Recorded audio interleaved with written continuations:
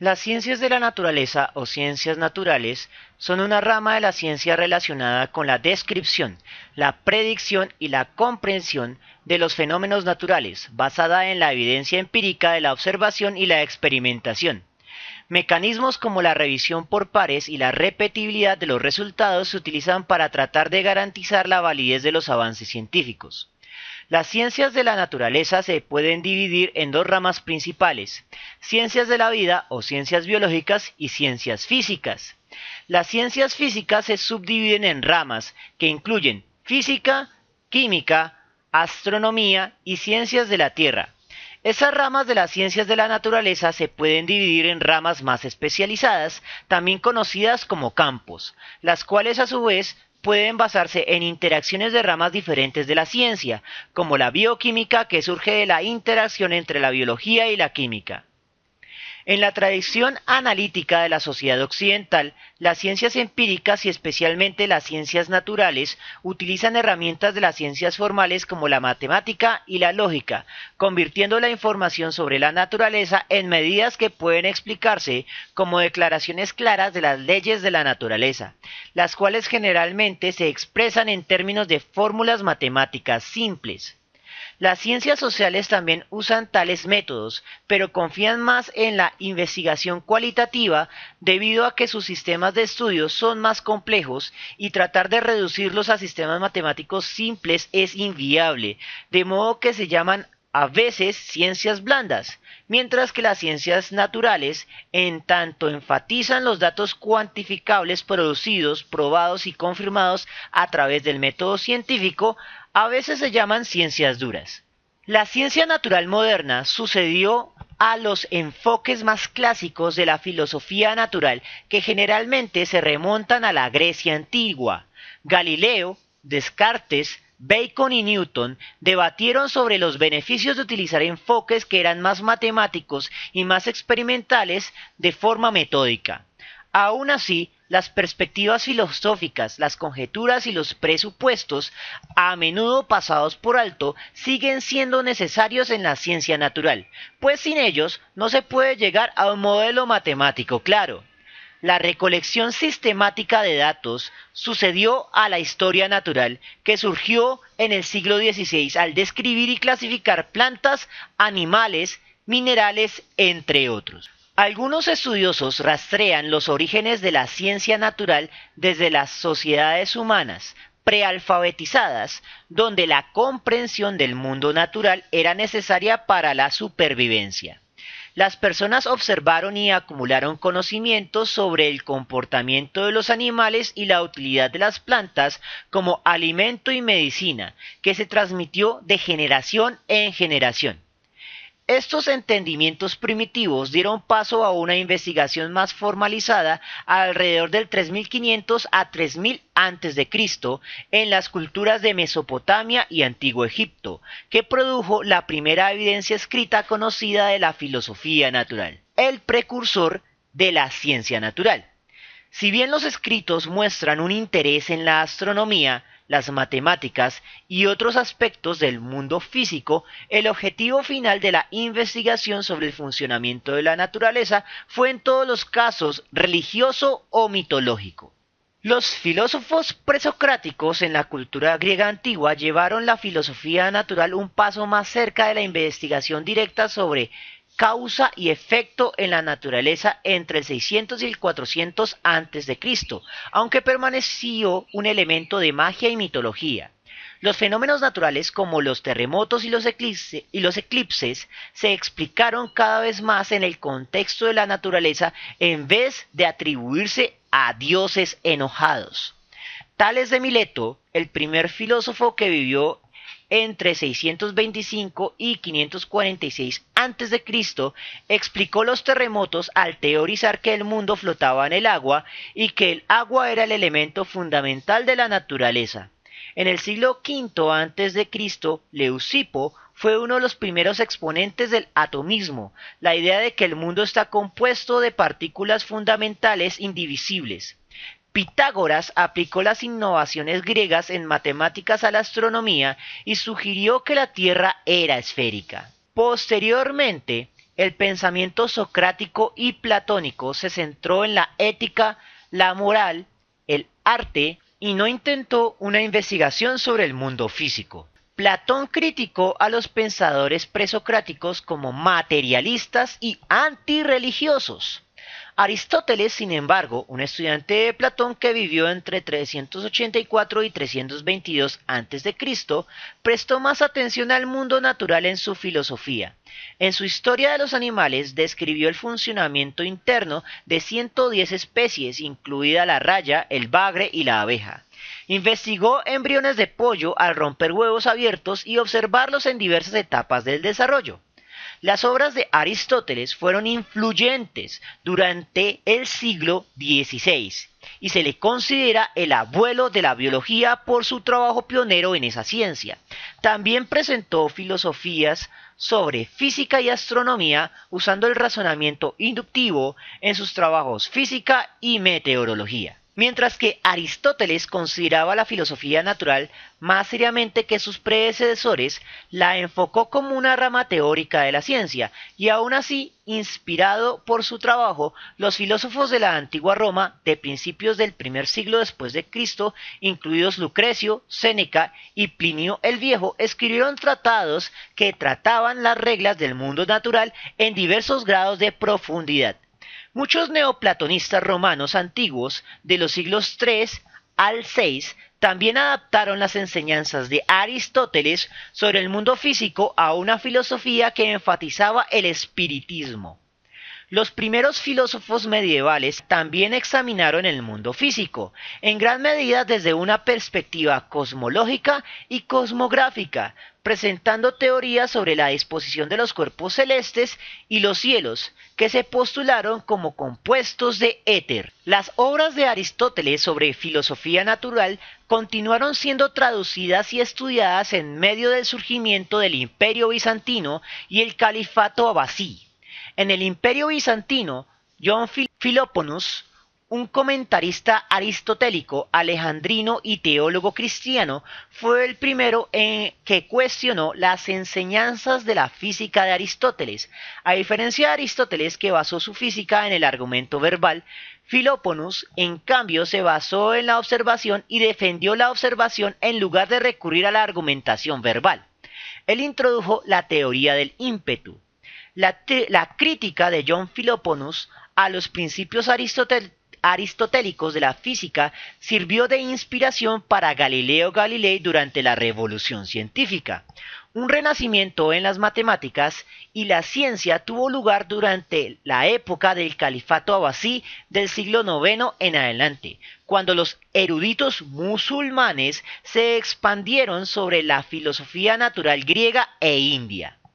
Las palabras alcohol, álgebra y cenit tienen raíces árabes y muy probablemente algunas de las leyes naturales más antiguas, como la ley de Snell. Las obras de Aristóteles y otras filosofías naturales griegas no llegaron a Occidente hasta mediados del siglo XII, cuando las obras se tradujeron del griego y el árabe al latín. El desarrollo de la civilización europea más tarde en la Edad Media trajo consigo más avances en la filosofía natural. Los inventos europeos como la herradura, el collar de caballo y la rotación de cultivos permitieron un rápido crecimiento de la población, dando paso a la urbanización y la fundación de escuelas conectadas a monasterios y catedrales en la Francia actual e Inglaterra. Con la ayuda de las escuelas se desarrolló un enfoque de la teología cristiana que buscaba responder preguntas sobre la naturaleza y otros temas utilizando la lógica. Este enfoque, sin embargo, fue visto por algunos detractores como una herejía. En el siglo XII, los eruditos y filósofos de Europa Occidental entraron en contacto con un cuerpo de conocimientos del que previamente habían sido ignorantes, un gran corpus de obras en griego y árabe que fueron conservadas por eruditos islámicos. A través de la traducción al latín, Europa Occidental fue presentada a Aristóteles y su filosofía natural. Esas obras fueron enseñadas en nuevas universidades en París y Oxford a principios del siglo XIII, aunque la práctica fue mal vista por la Iglesia Católica. Un decreto En 1210 del Sínodo de París ordenó que no se dicten conferencias en París ni pública ni privadamente, utilizando los libros de Aristóteles sobre filosofía natural o los comentarios, y prohibimos todo esto bajo pena de excomunión. Hubo amplio acuerdo entre los eruditos de la época medieval que las ciencias naturales trataban de cuerpos en movimiento, aunque había división sobre la inclusión de campos que incluían medicina, música y perspectiva. Los filósofos consideraron cuestiones como la existencia de un vacío, si el movimiento podría producir calor, los colores del arco iris, el movimiento de la Tierra, si existían sustancias químicas elementales y en qué parte de la atmósfera se formaba la lluvia. En los siglos finales de la Edad Media, la ciencia natural a menudo se mezcló con filosofía sobre la magia y el ocultismo.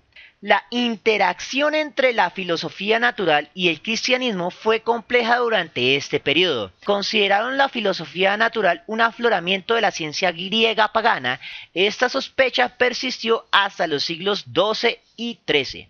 La condena de 1277, que prohibió establecer la filosofía a un nivel igual a la teología y el debate de constructos religiosos en un contexto científico, mostró la persistencia con la que los líderes católicos resistieron el desarrollo de la filosofía natural, incluso desde una perspectiva teológica.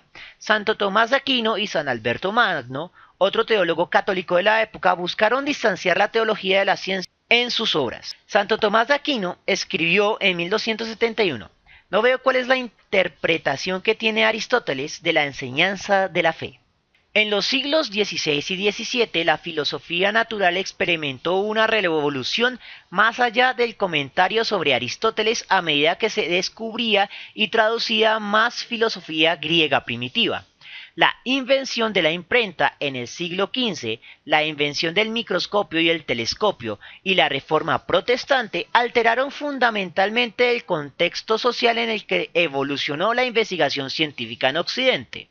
El descubrimiento de Cristóbal Colón de un mundo nuevo cambió las perspectivas sobre la composición física del mundo, mientras que las observaciones de Copérnico, Tycho Brahe y Galileo dieron una imagen más precisa del sistema solar como heliocéntrico y probaron que muchas de las teorías de Aristóteles sobre los cuerpos celestes eran falsas.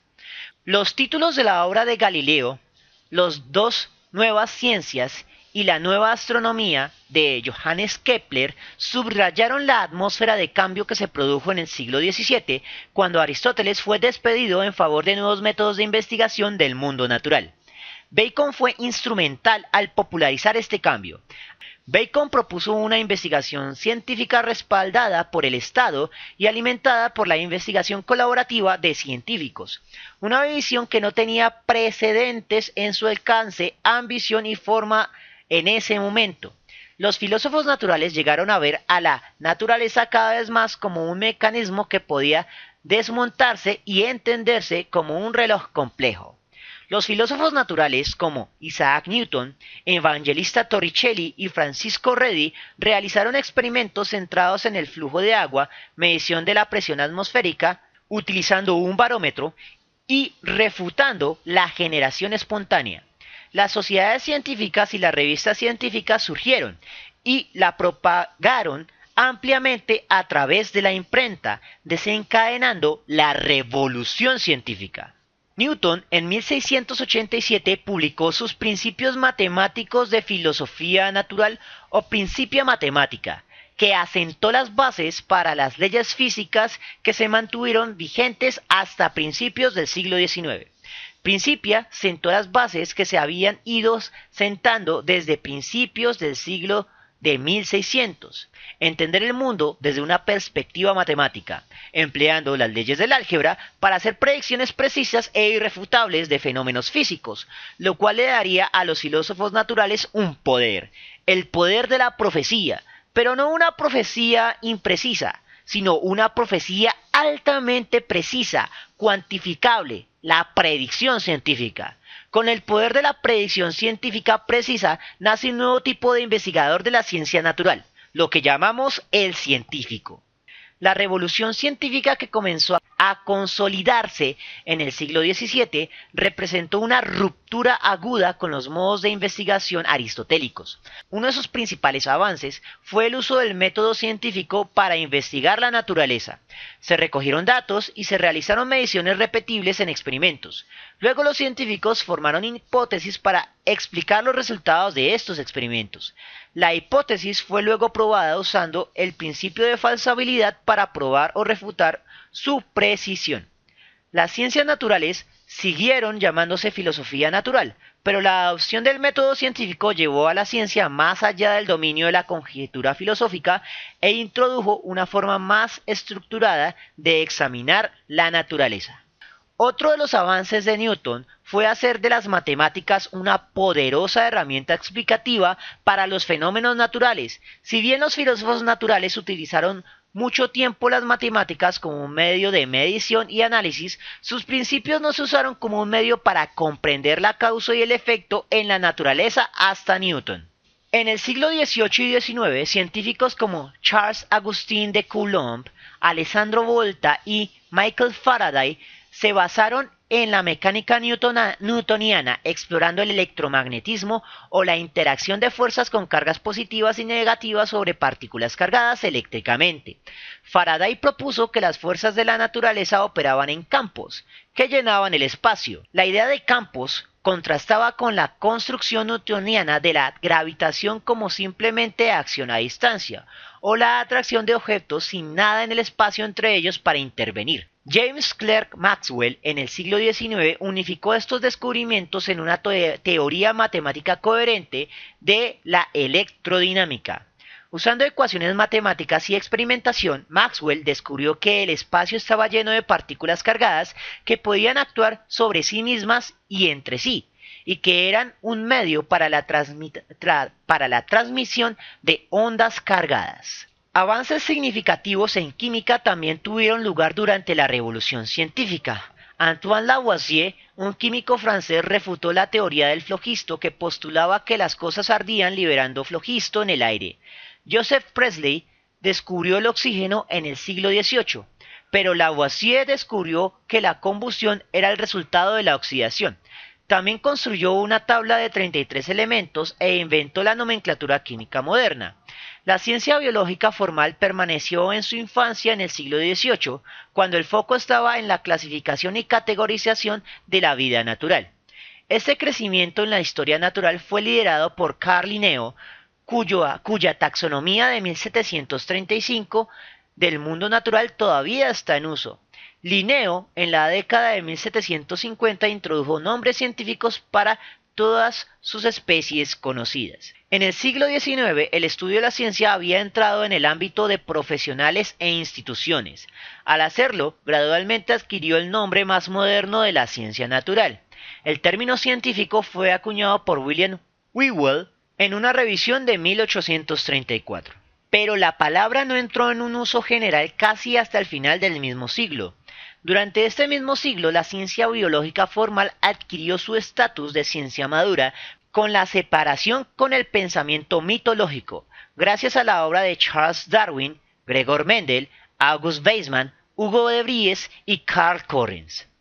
Hacia el siglo XX, tanto las ciencias físicas como las biológicas impactaron directamente en la tecnología y el estilo de vida de los seres humanos.